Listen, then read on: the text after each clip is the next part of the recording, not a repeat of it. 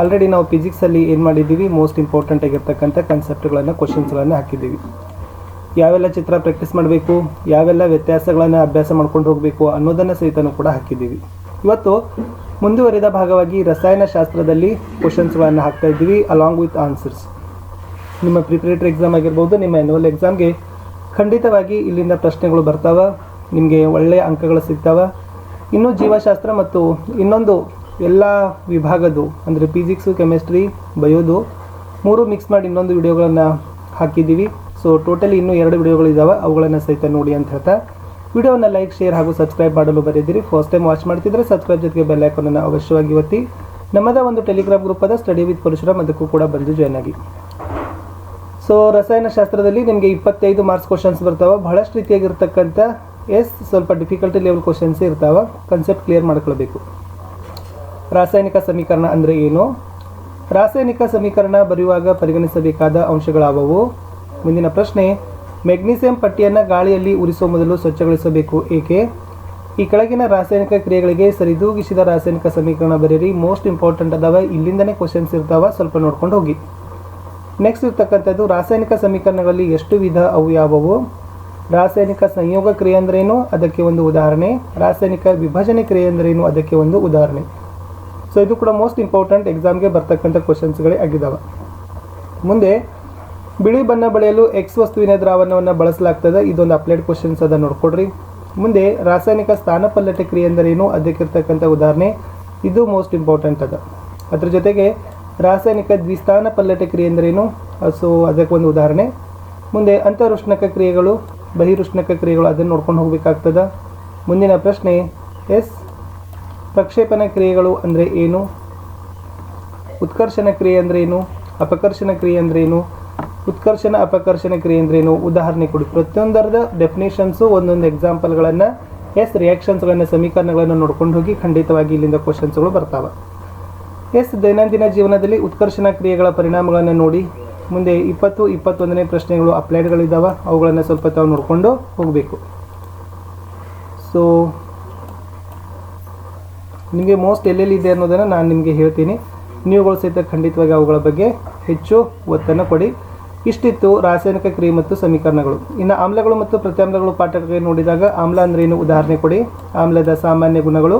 ಪ್ರತ್ಯಾಮ್ಲ ಅಂದ್ರೇನು, ಪ್ರತ್ಯಾಮ್ಲದ ಸಾಮಾನ್ಯ ಗುಣಗಳು. ಕ್ಷಾರ ಅಂದರೆ ಏನು?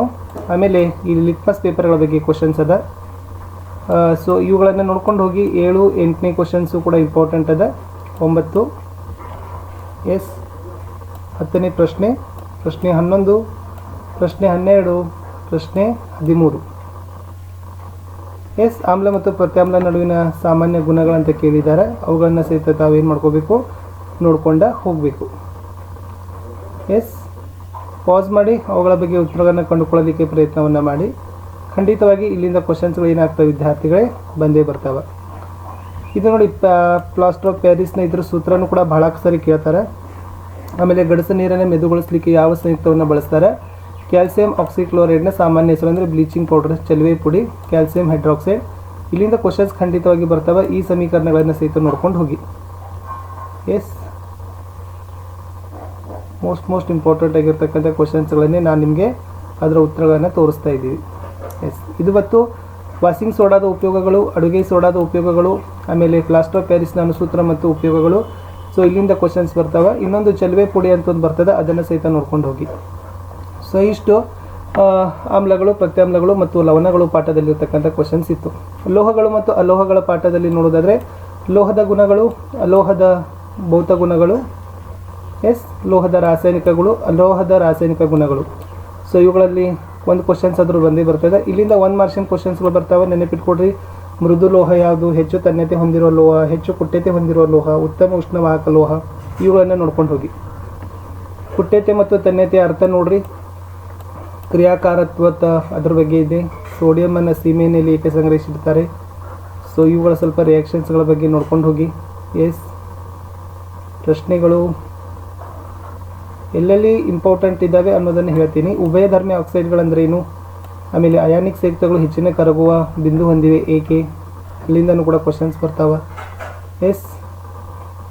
ಸೊ ಇಷ್ಟು ಇಂಪಾರ್ಟೆಂಟ್ ಇತ್ತು. ಇನ್ನು ಕಾರ್ಬನ್ ಮತ್ತು ಅದರ ಸಂಯುಕ್ತಗಳ ಪಾಠಕ್ಕೆ ಹೋದಾಗ ಸೊ ಅಲ್ಲಿನೂ ಕೂಡ ಮೋಸ್ಟ್ ಇಂಪಾರ್ಟೆಂಟ್ ಆಗಿರ್ತಕ್ಕಂಥದ್ದು ಅಯಾನಿಕ್ ಬಂಧ ಬಗ್ಗೆ ಕೇಳ್ತಾರೆ, ಕೋವೆಲೆನ್ಸಿ ಬಂಧ ಬಗ್ಗೆ ಕೇಳ್ತಾರೆ, ಕಾರ್ಬನ್ ಅಂದರೆ ಅದರ ಪರಮಾಣು ಸಂಖ್ಯೆ, ಅದರ ಎಲೆಕ್ಟ್ರಾನಿಕ್ ವಿನ್ಯಾಸ, ಎಸ್ ಸಾಮಾನ್ಯ ಸ್ಥಿತಿಯಲ್ಲಿ ಮತ್ತು ಉತ್ತೇಜಿತ ಸ್ಥಿತಿಯಲ್ಲಿ ಅದನ್ನು ಸಹಿತ ನೋಡ್ಕೊಂಡು ಹೋಗಿ.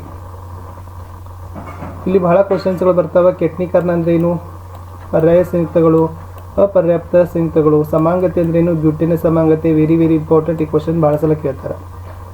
ಇವುಗಳನ್ನು ನೋಡ್ಕೊಂಡು ಹೋಗಿ. ರಚನಾ ವಿನ್ಯಾಸ ಸೈಕ್ಲೋಪ್ರೊಪೈನ್, ಸೈಕ್ಲೋಬ್ಯೂಟೇನ್, ಎಸ್ ಪೆಂಟೇನ್, ಹೆಕ್ಸೇನ್. ಸೊ ಇತರ ಸೂತ್ರಗಳು ಏನಿದೆ, ಆಮೇಲೆ ಇತರ ರಚನಾ ಸೂತ್ರ, ಓಕೆ, ಮೊಲಿಕ್ಯುಲರ್ ಫಾರ್ಮುಲಾ ಮತ್ತು ಸ್ಟ್ರಕ್ಚರಲ್ ಫಾರ್ಮುಲಾ, ಅಣುಸೂತ್ರ ಮತ್ತು ರಚನಾ ಸೂತ್ರಗಳನ್ನು ಭಾಳ ಎಕ್ಸಾಮ್ಗೆ ಕೇಳ್ತಾರೆ, ನೋಡ್ಕೊಂಡು ಹೋಗಿ ಅದನ್ನು. ಮುಂದಿನ ಪ್ರಶ್ನೆ ಸಾಮಾನ್ಯ ಪೆಂಟೇನ್, ಐಸೋಪೆಂಟೇನ್, ನಿಯೋಪೆಂಟೇನ್, ಇದನ್ನು ನೋಡ್ಕೊಂಡು ಹೋಗಿ. ಇಲ್ಲಿ ಇದೆ ನೋಡಿ ಅಲ್ಕೀನ್, ಅಲ್ಕೇನ್, ಅಲ್ಕೈನ್, ಅದು ಕೂಡ ಇಂಪಾರ್ಟೆಂಟ್. ಇದು ಮೀಥೇನ್ ಸೂತ್ರ, ರಚನಾ ವಿನ್ಯಾಸ, ethane, propane, butane, most important, very important. ಇಲ್ಲಿಂದ ಕ್ವಶನ್ಸ್ಗಳು ಬರ್ತಾವೆ. ಮುಂದೆ ಅಪರ್ಯಾಪ್ತ ಹೈಡ್ರೋಕಾರ್ಬನ್ಗಳನ್ನು ಯಾವ್ಯಾವು ಹೇಳಿದ್ದೆ, ಅಲ್ಕೀನ್, ಅಲ್ಕೈನ್. ಸೊ ಈ ಚಾರ್ಟನ್ನು ಸಹಿತ ನೋಡ್ಕೊಡ್ರಿ, ಇಲ್ಲಿಂದ ನೋಡ್ಕೊಂಡೋಗಿ. ಖಂಡಿತ 2ರಿಂದ 3 ಅಂಕದ ಪ್ರಶ್ನೆಗಳು ಇಲ್ಲಿಂದ ಬಂದೇ ಬರ್ತಾವೆ. ಇನ್ನು ಮುಂದೆ ಇಂಪಾರ್ಟೆಂಟ್ ಆದ ಕ್ರಿಯಾ ಗುಂಪುಗಳು, ಹೈಡ್ರೋಕಾರ್ಬನ್ ಅಂದರೆ ಏನು ನೋಡ್ಕೊಂಡು ಹೋಗಿ. ಅನುರೂಪ ಶ್ರೇಣಿಗಳು ಅಂದರೆ ಏನು ಅದನ್ನು ಕೇಳ್ತಾರೆ. ಸೈಕೋಪೆಂಟೆಂಟ್ನ ಅನುಸೂತ್ರ, ಎಸ್. ಸೊ ಇವುಗಳ ರಚನಾ ವಿನ್ಯಾಸ ಕೇಳಿದ್ದಾರೆ. ಎಥೋನೈಕ್ ಆಮ್ಲ, ಬ್ರೋಮೋಪೆಂಟೇನ್, ಬ್ಯೂಟೋನೋನ್ ಮತ್ತು ಹೆಕ್ಸಾನಾನ್, ಅವುಗಳನ್ನು ನೋಡ್ಕೊಂಡು ಹೋಗಿ ಒಂದ್ಸರಿ, ಎಸ್. ಸೊ ಇಷ್ಟು ಮೋಸ್ಟ್ ಆಗಿ ಇಂಪಾರ್ಟೆಂಟ್ ಆಗಿರ್ತಕ್ಕಂಥ ಕ್ವಶನ್ಸ್ ಇತ್ತು.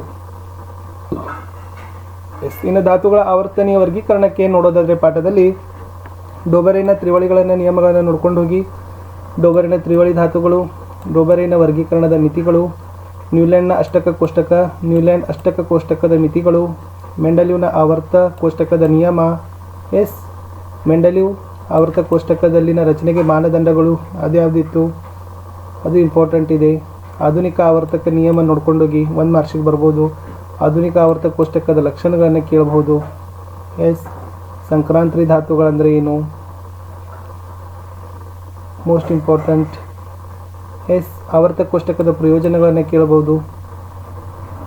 ಸೊ ಈ ಥರ ಏನಾಗ್ತದಪ್ಪ ಅಂದ್ರೆ ಮೋಸ್ಟ್ ಇಂಪಾರ್ಟೆಂಟ್ಗಳನ್ನೇ ನಾವು ನಿಮಗೆ ಏನು ಮಾಡ್ತಾಯಿದ್ದೀವಿ ಕ್ವಶನ್